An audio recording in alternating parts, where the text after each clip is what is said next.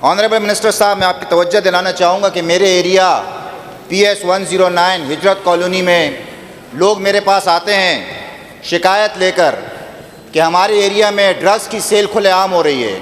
हिजरत कॉलोनी में जो रेलवे ट्रैक लाइन है सर, वहाँ अगर आप जाएंगे तो पूरे कराची से जो ड्रग डीलर्स हैं या जो ख़रीदने वाले हैं वो आते हैं और खुलेआम धंधा चल रहा है वहाँ पे।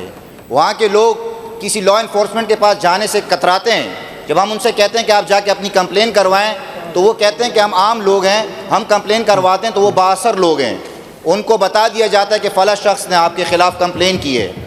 इसके अलावा सर ये बड़े शर्म की बात है, नेपियर रोड मेरा हल्का पड़ता है खारादर के पास, वहाँ पे भी यही मसला चल रहा है, पान मंडी पे यही मसला चल रहा है। सर नौजवान नस्ल हमारी तबाह हो रही है इससे, और यहाँ पे सेल्स, ड्रग्स की जो सेल्स है वो खुलेआम हो रही है। अभी रिसेंटली 2 दिन पहले कराची में इतना बड़ा नेटवर्क एक पकड़ा गया और वो खातून पिंकी बड़े धड़ल्ले से कहती है कि इतने दिन में बाहर आ जाऊंगी, तुम लोग क्या उखाड़ लोगे मेरा। MNAs MPs का वो नाम ले रही है, वो हमारे इस निज़ाम पे सर हंस रही है और वो कह रही है कि इतने दिन में बाहर आ जाऊंगी। सर 10-15 साल से ये सिस्टम चल रहा है उसका और अभी वो पकड़ी गई है। तो इसका मतलब हम तो अभी तक सर इस बात से घबरा रहे थे कि हमारे सूबे में मनशियात इंपोर्ट होती है, यहाँ लैब्स बनी हुई हैं, और वो जब अदालत जाती है तो इस प्रोटोकॉल शान और शौकत के साथ कि इस निज़ाम पे वो तमाचा, इस निज़ाम के मुंह पे वो कहती है कि ये निज़ाम मेरे आगे कोई हैसियत ही नहीं रखता।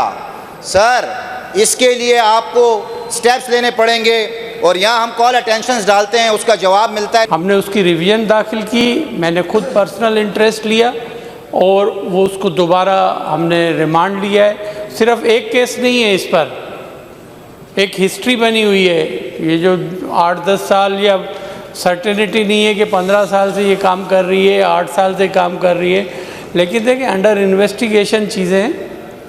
अंडर इन्वेस्टिगेशन जो चीज़ है उसको आप जी मिनिस्टर साहब बोले। अंडर इन्वेस्टिगेशन जो चीज़ है इसमें असेंबली में हम सब जिम्मेदार लोग बैठे हुए हैं।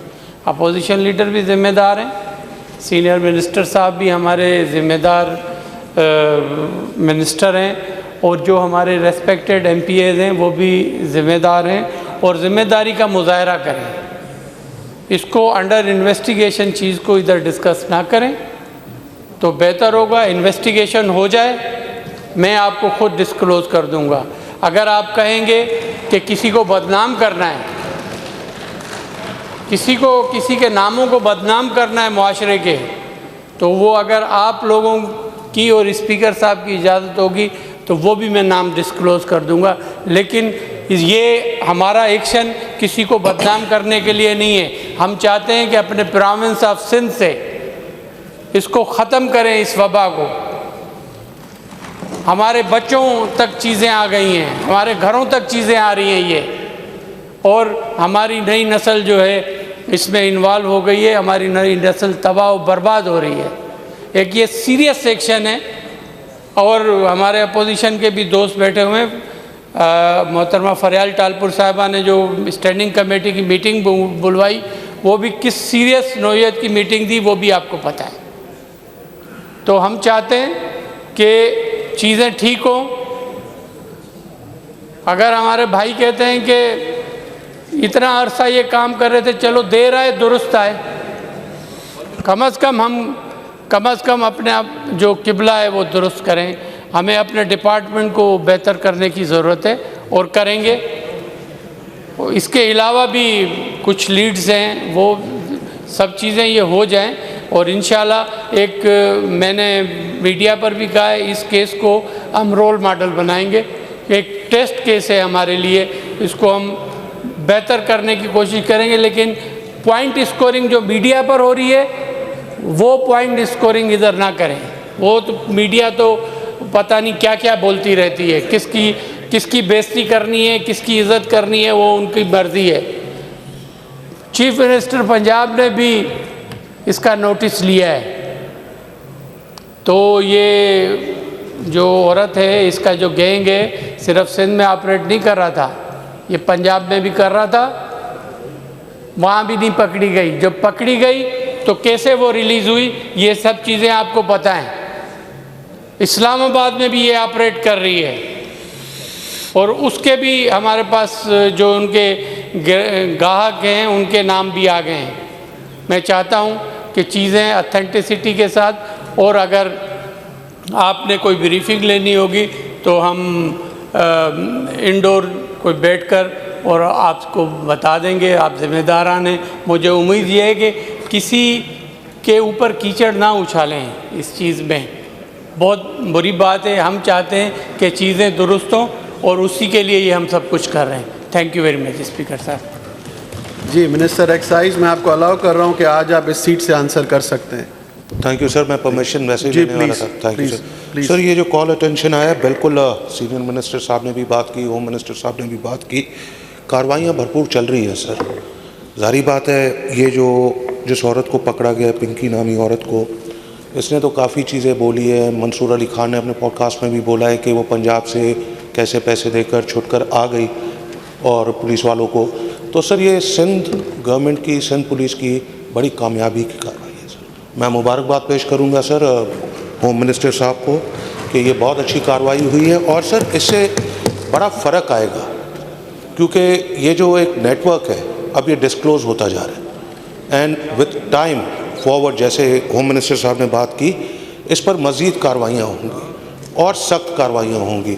और एक्साइज भी अपना काम उसी तरीके से कर रही है। अगर आप देखें पिछले महीने में एक बहुत बड़ा केस हमने किया जिसमें 5000 फॉरेन लिकर की बॉटल्स एंड 700 kg आइस, जिसकी मालियत अरबों रुपए की होती है सर।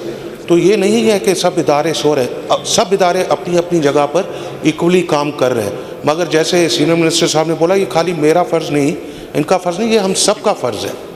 जितने भी हम हैं अपने बच्चों के लिए, अपने फ्यूचर के लिए, हमें मिलकर इसमें काम करना पड़ेगा और इस पर कोई पॉलिटिक्स नहीं खेल सकते हम, क्योंकि सर ये बहुत बहुत बहुत बड़ी बीमारी है ड्रग्स की सर। इससे जितना हम अपनी जनरेशन को बचा सके बचाए, ये सबका फ़र्ज़ बनता है। और इंशाल्लाह सर आने वाले वक्तों में हम और भी ब्रीफिंग देंगे, जैसे मैडम फरियाल तालपुर साहिबा ने स्टैंडिंग कमेटी होम में जो इंस्ट्रक्शंस दिए थे, एंड होपफुली उसका नेक्स्ट वीक में फॉलो अप भी है। तो इंशाल्लाह तब तक और कार्रवाइयाँ होंगी और तेज़ी होगी sir. Thank you. Now call attention, notice number 9 of 2026 given notice by Faisal Saab. Call attention है सर। शुक्रिया स्पीकर साहब। सर सबसे पहले तो मैं मिनिस्टर ज़िया लंजार साहब को मुबारकबाद देना चाहूँगा कि उनको सितारा इम्तियाज़ से नवाजा गया।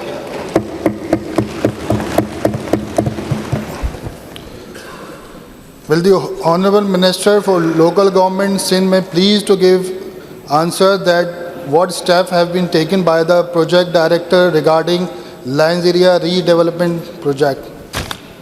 सर चंद बात करना चाहूँगा इस पे। प्लीज़। कासिम सुमरो साहब। सर चंद हक़ाइक़ हैं जो इस हवाले से मैं पार्लियामेंट्री सेक्रेटरी और मिनिस्टर साहब के लाना चाहूँगा। उनके lands area redevelopment project scheme 35 सन 1981 से जारी है। सर बदकिस्मती से आज 2026 है और गुज़िश्ता 45 साल में इसकी आबादकारी का काम आज तक नहीं हो सका। मतलब काफ़ी ये सोचने की बात है कि इतने साल में भी आबादकारी नहीं हो सकी। जब यहाँ पर के लोग क़याम पाकिस्तान से आबाद हैं, गरीब ख़ानदान जो 45 गज़, 32 गज़ और 16 गज़ के मकानात में कसम पुरसी की ज़िंदगी गुजार रहे हैं। यहाँ सिर्फ ये नहीं कि उर्दू स्पीकिंग आबादी मौजूद है, यहाँ हर कौमियत, हर मसलक के लोग यहाँ आबाद हैं। तो मेरा जो ख़दशात हैं वो ये हैं कि इन्हें यहाँ से निकाल कर किसी जंगलों में या दूर दराज इलाकों में शिफ्ट करने की साजिशें हो रही हैं, जो सरासर नाइंसाफ़ी है। तो मेरा मुतालबा ये है कि इनको जो यहाँ पर कमर्शियल प्लॉट्स हैं, यहाँ हाई राइज बिल्डिंग बना के यहीं पर आबाद किया जाए और इनको बेदखल ना किया जाए। जनाब स्पीकर, अलमिया की बात यह है कि जो एमनेस्टी प्लॉट्स हैं, आज भी वहाँ पर बाकायदा कारोबार चल रहा है कि किसी को शादी हॉल या बैंक्वेट बनाने दिया जा रहा है और उसकी जो आमदनी होती है तनख्वाहों में बांट दी जाती है। आबादकारी पे नहीं लगाई जा रही, तो ये सवालिया निशान है। जनाब स्पीकर, यहाँ पर जो कमर्शियल प्लॉट्स जो बेचे जा रहे हैं उस पर चेक एंड बैलेंस रखने की ज़रूरत है। लाइन ज़ीरे के मकीनों की बेदखली को फौरी रोका जाए और एक शफाफ इलाटीज़ कमेटी बनाई जाए कि जिसमें मुतासरीन के लोग शामिल हों ताकि साफ़ और शफाफ हो। ये जनाब स्पीकर, एक बार दोबारा मैं मुतालबा करना चाहूँगा कि इन लोगों को बेदखल होने से बचाया जाए और इनको कमर्शियल प्लॉट्स पे हाई राइज बिल्डिंग बनाकर यहीं पे आबाद किया जाए। शुक्रिया।